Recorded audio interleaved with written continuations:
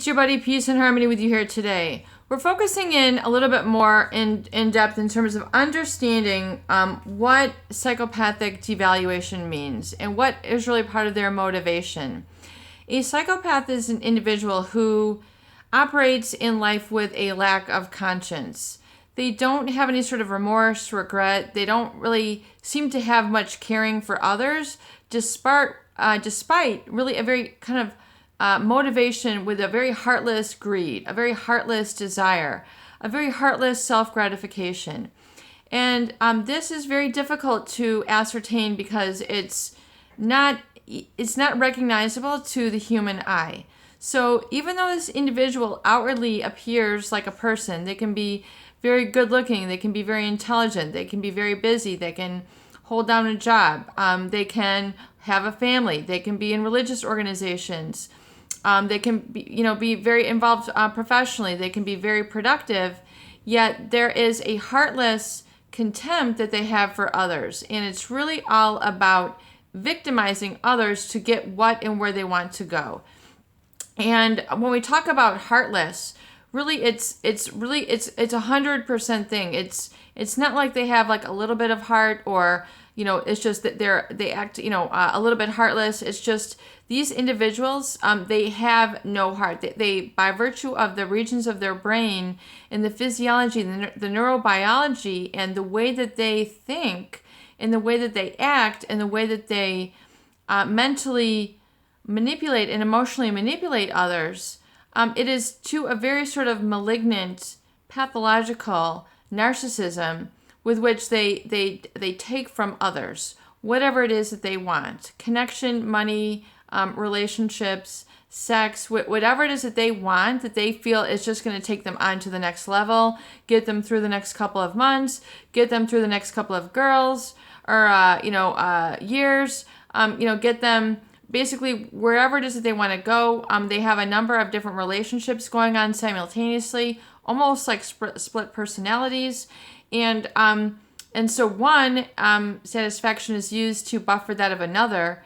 And even though they can be part of these very well-meaning and well-intended organizations, oftentimes they will infiltrate these organizations to give the appearance that they're this good person.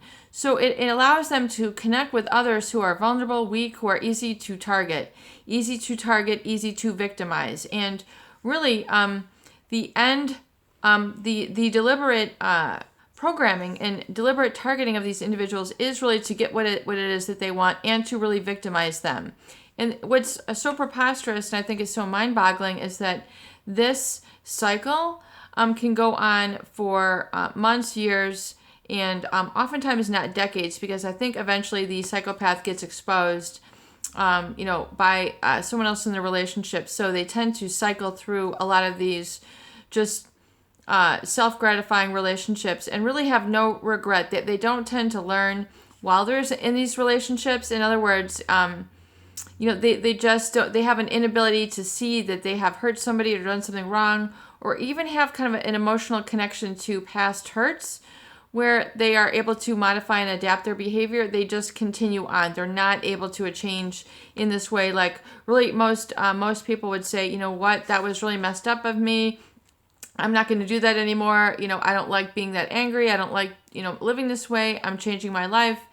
The psychopath it doesn't resonate with them. They just don't have any sort of connection. They just don't get it. They just really don't care. It's not like they just care a little. It's just like that they're uncaring. They just don't care. They don't have a love center. They're not able to see love as a need.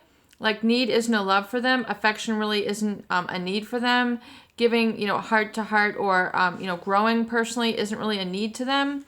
It's just whatever it is that they feel that they are gratified by. So if they want a big house with a car and the jewelry and the trips, that's just what their life is. That they'll do whatever it takes to get that. And they'll keep whatever facade is going, which is needed to obtain that. They're just that goal driven. And it's very interesting to understand what the devaluation means.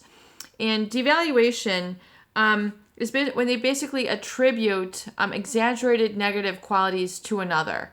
So exaggerated negative qualities to another. And I think this is very poignant because it's very important to understand, because if you have been violated by a psychopathic individual, you know how mistreated, how blown up their mistreatment can be. I mean, it just it doesn't make any logical sense. There's no continuity in their emotional fabric. They don't have really a reservoir of building to call upon in the relationship. They very much are in the moment of the relationship, and it can be day to day. And if the day to day works month to month, then it's month to month.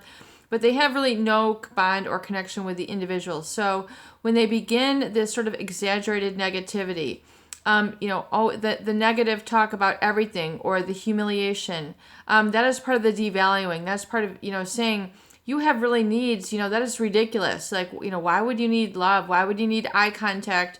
Why would you need communication from me? Why, you're so needy. You're spoiled. Why do you need this? So, fling all sorts of insults and exaggerate the negativity, where you then feel, unbeknownst to you, people then, take as this real personal wound and this real personal hurt. Like, I must be this horrible person to have caused, all this negative reaction. And it's really just an emotional manipulation technique of a psychopath to go through that devaluation. So people get confused and they think it has something to do with them.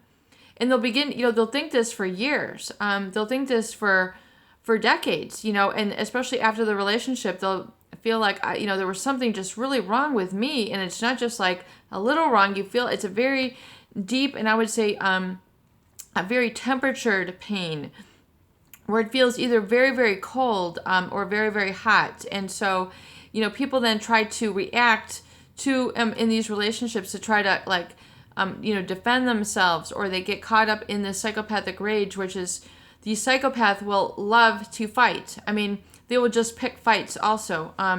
They will just provoke people, and they will project the negativity onto individuals. So they fight just for amusement. They belittle and berate. They get a pleasure out of hurting others and victimizing others. It's very sadistic. It's truly sadistic. And even though these people might be religious people, they can have the guise that conceals, just so incredibly, just their lifestyle, their job can conceal the true person that they are.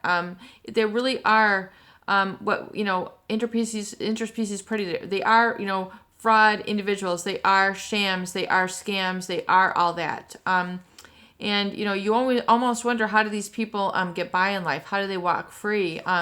It is almost criminal the way that they hurt people and the way that they violate them. And they can really mess up people's lives. And they know this. And they actually target with that end in mind, which makes it even more baffling and more horrific and more disgusting to think that there's individuals who prey on others in this manner. And so if you've been preyed on others, in this manner, I apologize that this has occurred to you.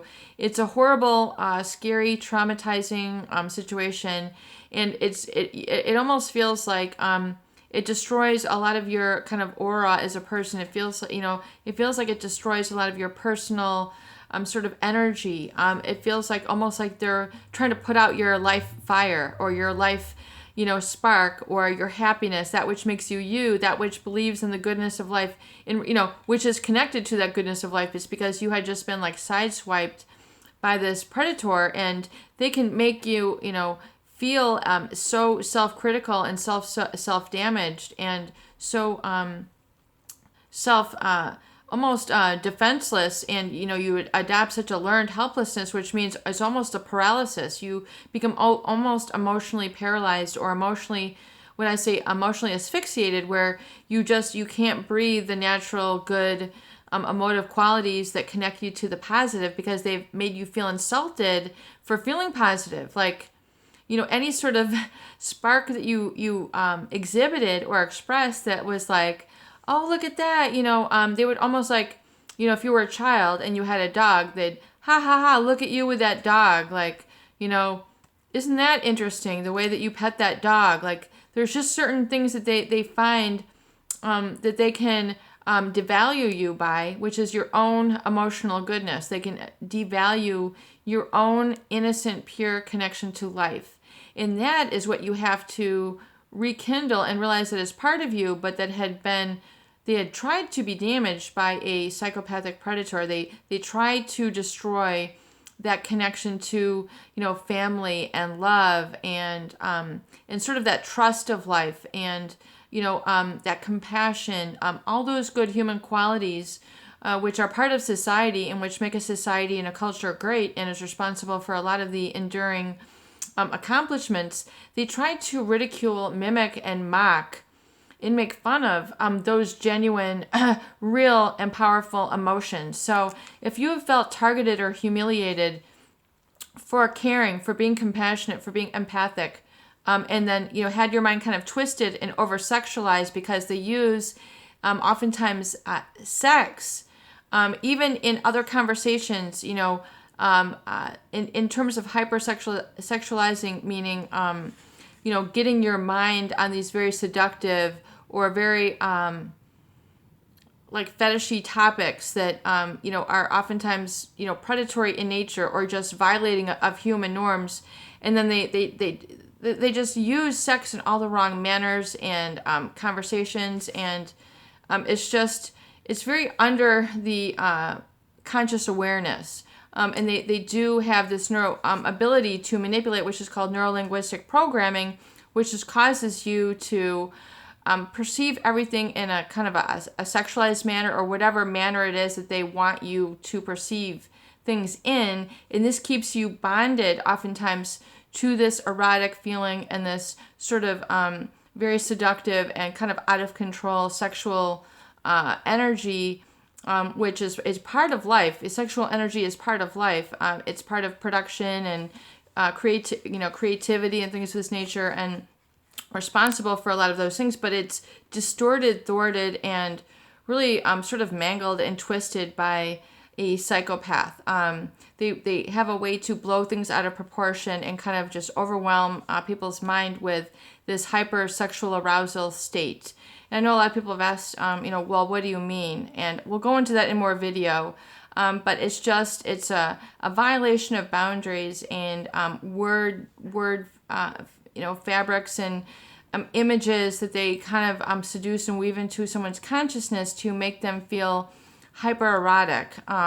And even if there is no consummate sex in the relationship, it's an aura, it's a way that they talk, it's a way that they put their finger in their mouth, it's the way that they bend over all the time. There's all sorts of different things that they do, which is unmistakable, and it's a way for them to get control and attention in a sort of very negative manner. And then, the discarding, and then you're left with the whole trauma in the aftermath of this brainwashing and this distorted reality. And oftentimes people kind of lose track of themselves and where they begin and end, and where's their connection and personal power. So it can be very, very scary. So if you've encountered that devaluing, realize that it has nothing to do with you. It has nothing to do with the heart of you. It has nothing to do with the good of you. It is just an over negativizing or a catastrophizing of situations meant to humiliate, meant to distract you, meant to bring you down, meant to defile you, and get you basically in a pure victim state where they essentially feel superior. They feel like they've won, and they've basically felt like they have just had a great relationship. Peace and harmony with you here today. I hope these videos do help. Please share and please subscribe for more great tools, videos, discussion, and support.